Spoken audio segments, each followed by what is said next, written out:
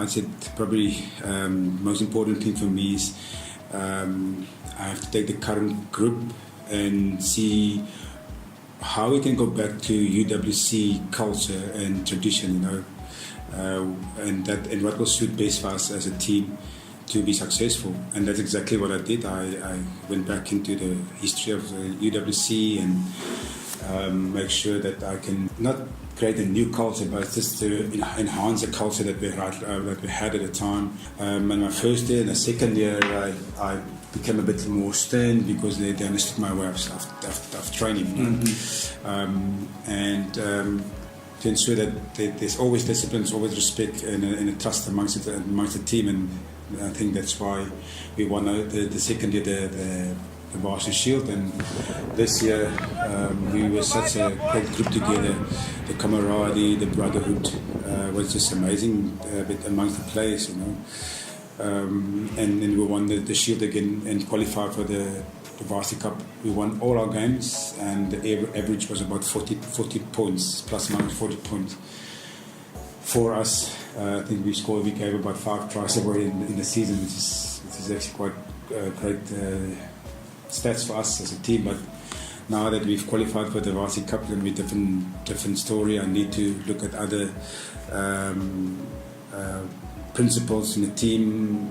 Despite the culture that we have now, I need to work now on the technical and tactical aspect of the players and the team itself.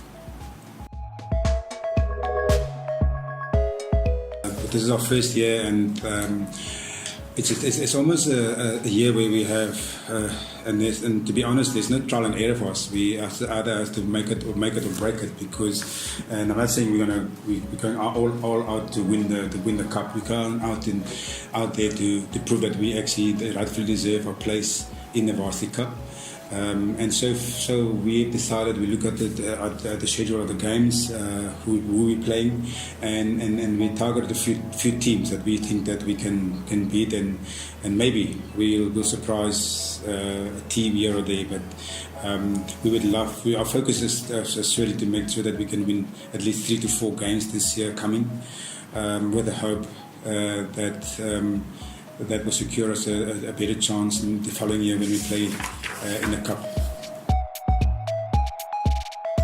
Well, I must say there's quite a few players that I think can make a big impact. Quenzo is one of them, my front row that I recruited this year. He plays for Western Province under 21, but he's also in a Stormers squad. And then there's Kedley Thomas, who's a lock forward. He's 204 meters tall, so he must definitely make an impact. Aiden Parva, which I think can make a big impact.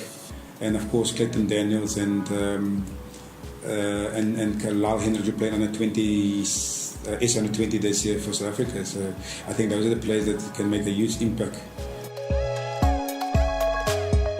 Well, I wouldn't say expensive, but I think there's opportunities to play that type of rugby, and yes, I would like to encourage that we players keep the ball in hand, but also ensure that they understand the opposition they play against, what they need to do and when they need to do things.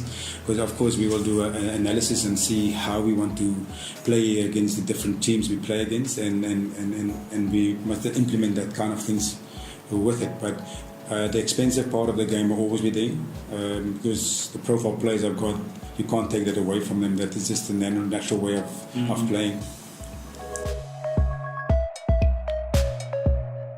When it comes to UWC, it's a different scenario, because we're the only black or previously disadvantaged university now taking part in the Varsity Cup, and the eye's going to be on us as well, So it's almost similar to that, but not as big as that one. But for the university, it's as big as it was in 1995, because we need this exposure, we need the privilege to play there, and we also need to make sure that we can honour ourselves and showcase our talent.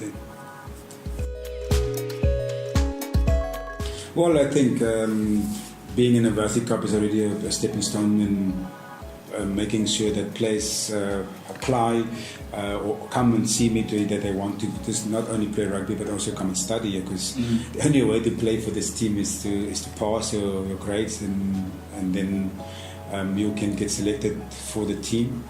Of course, you have to prove your talent, why you want to play for this team as well. So it's important that the balance between the studies and rugby is handled managed properly. And of course, for me, the studies comes first before the rugby.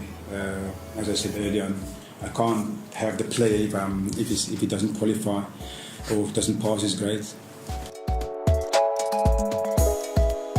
Well, I must say the rugby looks better. It looks more constructive in the sense that people players understand their roles, and there's more consistency in selection.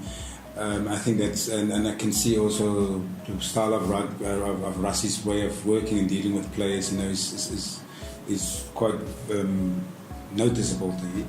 And I think that's why the team looks better. I'm not sure. I think they're more or less the same results-wise as Alistair the previous years. But there's a huge improvement, the style of play that they're performing on the field. It's not easy. If you see how much work they put in at training, and they still have to study, go back to the home and make sure that they can pass the grades. It will be grateful for them just to come and support their alumni and encourage them to do better. Every single game they play, especially at home, because that's very important for us to win home games. So we need their support, we need the camaraderie, and show them what is the UWC way of doing sports.